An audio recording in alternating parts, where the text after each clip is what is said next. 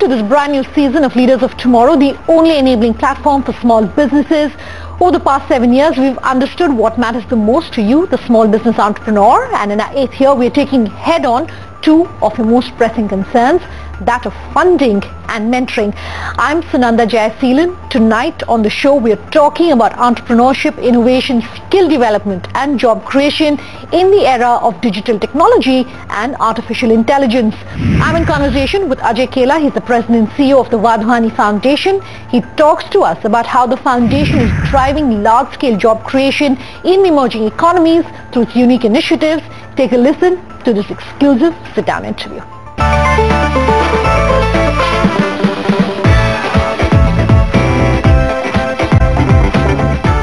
It's such a pleasure having you here joining us in studio, really kicking off our launch week, talking about some of the things that are closest to your heart, talking about why the Wadhwani Foundation is so passionate about some of the areas that you're working in. Before we come to all of that, you have a personal story which is equally fascinating. So I want to ask you what perhaps drew you to the Wadhwani Foundation, what really you were doing in your role prior to joining the foundation. I've always had this philosophy of the first third of my life was all about building skills so that I could take care of myself first and then my family. And I did that for the first 25 years. Sure. The next 25 years I worked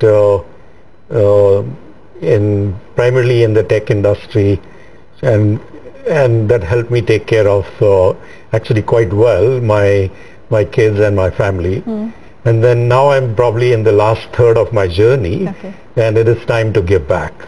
And that's what drew me into going full-time with a non-profit. Okay, so you're talking about giving back, and the Wadhwani Foundation is involved in multiple areas, particularly skilling, mentoring, etc. Before we come into some of your specific programs, I really want to understand from you why are you at the foundation, why is the Wadhwani Foundation really so passionate about some of these causes, whether skilling, mentoring, working so closely with SMEs and startups, etc. What perhaps is that big picture that you want to talk to us about? Our mission, when you start at the very top, is all about job creation. So if there is one God we pray to, is the God of jobs. So we need to actually invent that God. We have Saraswati for wealth. We need a God of jobs. And why jobs? And actually when we talk about jobs, we also talk about high value jobs. Sure. High value defined as a job that can support a family of 4. So if you look, an aspiration of any human being is to be able to support themselves first and then their family. Unfortunately today, there is a massive gap between high value jobs that are available and youth that are aspiring to get those jobs. And this is a global picture, you're saying, not just in India? This is a global picture. Sure. I'll give you a recent example. I was just about three months ago in South Africa, and I met with a bunch of incarcerated youth just to figure out what's going on in the country. The country has more than 50% youth unemployment. Sure. And a lot of these kids were graduates. So they had gone through this journey of educating themselves, have an aspiration now to support themselves, but aren't getting any jobs. And as a result of which they were involved in all kinds of activities and got incarcerated. So today globally there is a massive problem. So what's going on in the world? There is massive unemployment already in place. Sure. B, there was a recent McKinsey report that pointed out somewhere between 400 to 800 million jobs will disappear between now and 2030. Okay. And that is a direct cause of technology and advent of AI and automation. Third, countries like India, all of Africa, are also experiencing a massive youth boom. Sure. So if you take into account a pretty bad situation to start with, outlook of many jobs disappearing, and massive amount of youth coming into the workforce seeking jobs, we have a disaster in the making. Sure. Globally. So job creation is very critical. So we are a non-profit. We believe a high value job in a family is very empowering. Okay. An individual which has in a family who has something like this, they can buy healthcare, they can buy education, they can take care of everything of the needs of the family. So you not only transform the family, Sure. but you transform generations to come. Sure. Yeah. And that's why it's all empowering. And that's why it becomes even more critical, the work that you do. And speaking of that, very briefly, I do want to talk about the specific programs that you have at the Wadhwani Foundation, including Wadhwani Entrepreneur, Wadhwani Advantage, Wadhwani Opportunities. You work closely, AI and funding. Can you run us through that? Sure. All of our initiatives are targeted around either job creation, and again, high value job creation, or upskilling people to fulfill those jobs. Sure. So that's where the skilling component comes in. So let's talk about some of these initiatives. So Wadhwani Advantage is our newest initiative, and it's also probably the initiative where we believe the largest job creation will happen. And here, where what we do is we target companies that are in the 1 million to 50 million range of revenue in dollar terms. So these are companies that have already a proven business model. They have customers, they have revenue. Sure. Many of them have a potential to scale 2x to 10x, but they don't get any help. Sure. In fact, in India, there are 1.2 million such companies that that have an employment base of anywhere from 30 to 1,000 employees. These folks cannot afford McKinseys and KPMGs of the world, and neither do those guys come and help them. On the other side of the spectrum are the startups that are getting all the buzz and all the attention. So here, effectively in India and many other emerging economies, there is a gold mine of these guys growing economically as well as adding a lot of jobs. Sure. And so that's our focus. One focus is can we bring McKinsey in a box through technology, through building networks, and dramatically reduce the cost of providing consulting services, execution support services to these guys, so they can grow 2x, 10x. Sure. Even as we're talking about the different programs that you have, one thing that we definitely must discuss is Wadhwani Catalyst and what you want our viewers to know about that. We are not the only ones with all the great ideas, or even the best execution capabilities. There are many other organizations around the world that are also doing similar things in different parts of the world. So Wadhwani Catalyst is a program where we want to be able to help some of these companies that have already a proven model, and maybe they are in one part of the country or one part of the world, and help them scale into multiple countries or organizations. So what we bring there into the table are three things. We can of course bring grants and money to help them scale.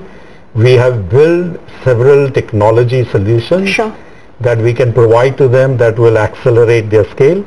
And the third thing is we already today are present in 20 emerging economies with local teams. So if they are successful, say in South Africa, and want to take their program into North Africa or even to Latin America, we have teams that can help accelerate that. I want to talk specifically about skilling and in-depth, in fact, about skilling, and the picture is not looking good in India, and these are figures, the most recent figures that I've picked up. The shortfall in India is very curious, if I can call it that, because when you look at the GDP, for instance, between 1991 for 10 years, it's quadrupled. That being said, more and more companies are of course being set up, more and more jobs are being created, so more and more engineers are coming out of colleges and they're being hired. Where though perhaps it's not making sense is that data shows that 40% of IT professionals in India need to upskill themselves. 48% of employers are saying they're finding it difficult to hire people, or to find people rather, with the right skill sets. What's going to change? Where is the shortfall happening? How do you really view that? As you know, business and industry is changing rapidly. So technologies are getting transformed. The skills that are required to work are dramatically increasing. but academia has not kept up.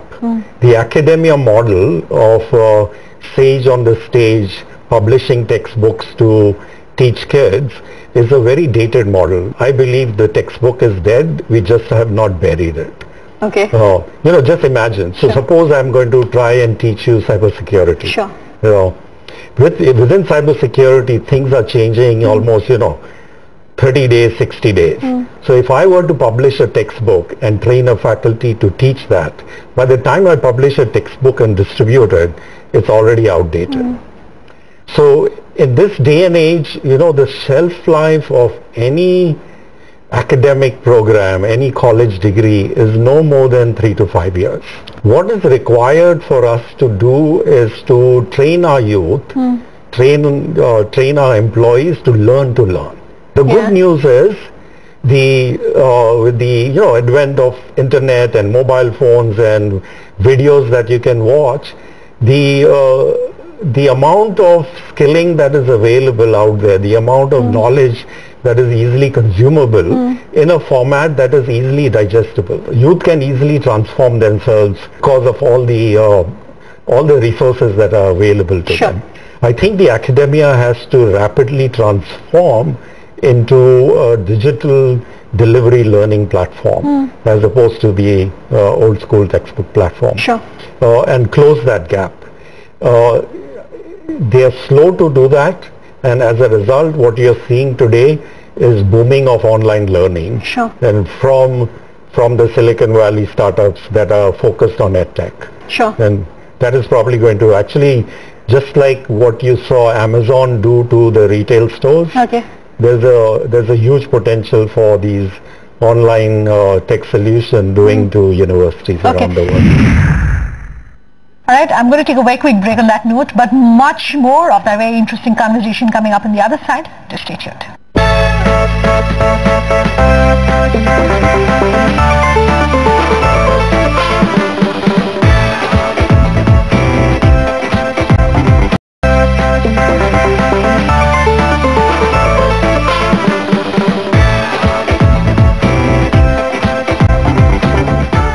Welcome back. With us here on Leaders of Tomorrow. Tonight, bringing you highlights of a conversation with the Wadhwani Foundation, talking the big picture on innovation and skilling.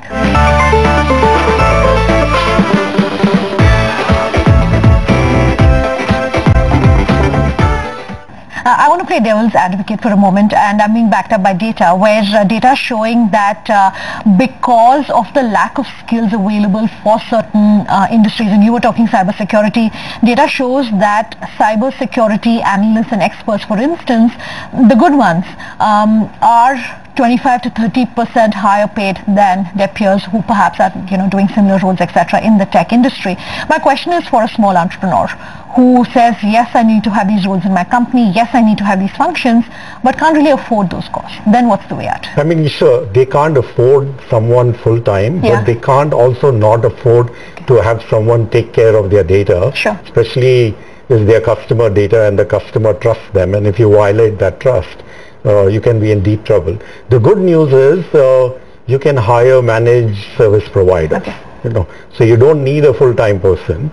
You can hire service providers where you have a dedicated server. Again, if there's something I would highly encourage entrepreneurs to do is to have a very focused, dedicated server rather than the shared server.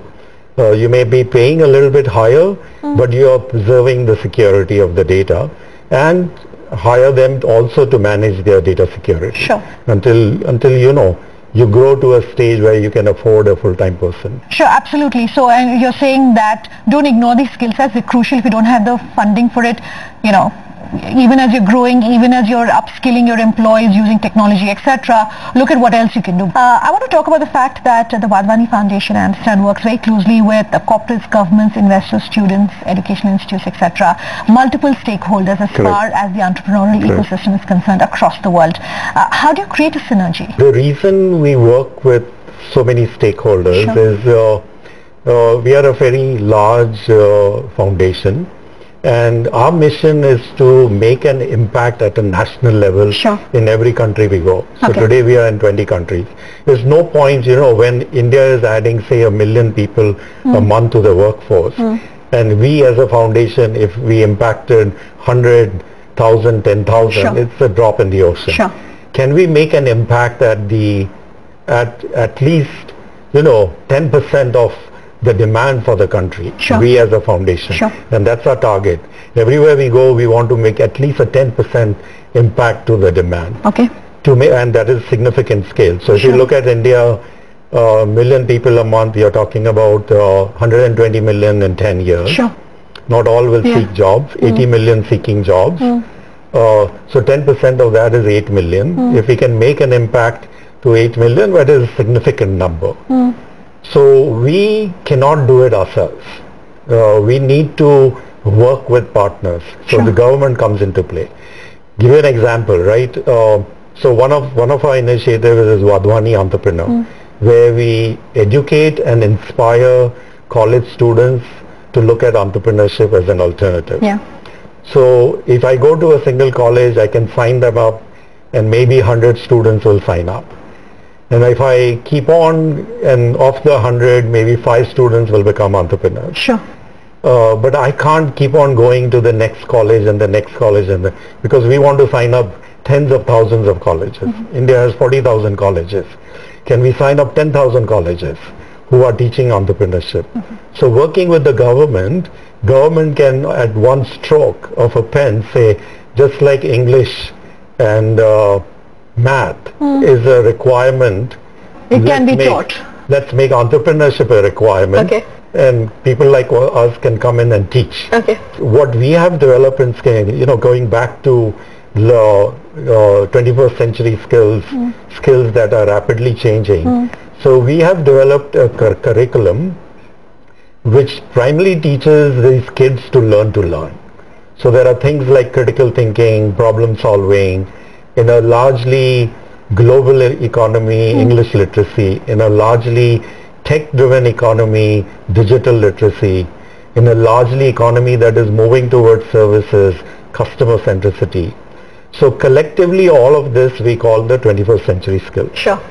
And we piloted with multiple government agencies like NSDC, like the vocational schools in government. Okay. And so the Indian government has now adopted this curriculum and is rolling out to 12,000 schools. Sure. We piloted with NSDC. They have also now agreed to adopt this curriculum to be rolled out through each of their training providers. Sure. So we love asking the experts to come on our show whether entrepreneurship can be taught. You've answered that question. So my question to you is, what can be taught? And what qualities do you think an entrepreneur should necessarily perhaps have? The journey of an entrepreneur and the journey of a successful entrepreneur is a very, very tough journey. I equate it to the journey of someone who's being an Olympian. Okay. Nobody gets to become an Olympian unless every day 6 to 10 hours a day they are practicing the skill that they are completing. Sure. And they do that for many, many years. And that's how they reach there. So tenacity, staying power, can-do attitude, recovering from a fall, dusting it off, and resilience and wanting to go. So those are some inherent skills that are required to start the entrepreneurial journey. But say I have all of those. Okay. I'm daring, I can do all these, but I don't know how business operates. I don't know how the business world works. Yeah. So imparting me with those skills so that I'm not making the mistakes. Sure. As we're winding down this conversation, if you had one piece of advice, whether it's from your personal journey or your professional journey for entrepreneurs who are watching this interview, what would you want to tell them? Don't try to do it alone. Okay. Yours is a tough journey. Surround yourself with mentors, with advisors, with service providers. Sure. It's a key element of your success. If for nothing else, to just brainstorm your ideas. In this journey, you will need all the help that you can get. Okay, so my last question then, and let's come back to the work that you do at the Wadhwani Foundation. Anything which is on the cards that's personally exciting you that you can leave our viewers with? I am actually excited about this gold mine that exists in all emerging economies, which is to do with the small businesses. Okay. Everybody is ignoring them. The larger guys are getting the help from McKinsey, KPMG. the smaller guys, the entrepreneurs that are just starting their journey, helping these guys. And now I'm seeing government focusing on this. In fact, last week I met with a VC who's primarily focusing on this segment. Series B, Series C funding, but traditional entrepreneurs in tier 2, tier 3 cities of India. And that's where you will need thousands of entrepreneurs all around India to create the millions of jobs. And these are the guys that are going to make it happen. So I'm very excited about Ajay, about thanks this journey. very much for taking the time to speak with us here on the Leaders of Tomorrow. Thanks. Absolutely. All right, that's our show tonight. If you have any feedback for us, here's how you get in touch. Our contact details is coming up in just a moment, and we love hearing from you. So do let us know your feedback, comments and suggestions. Thanks for watching. Have a good night.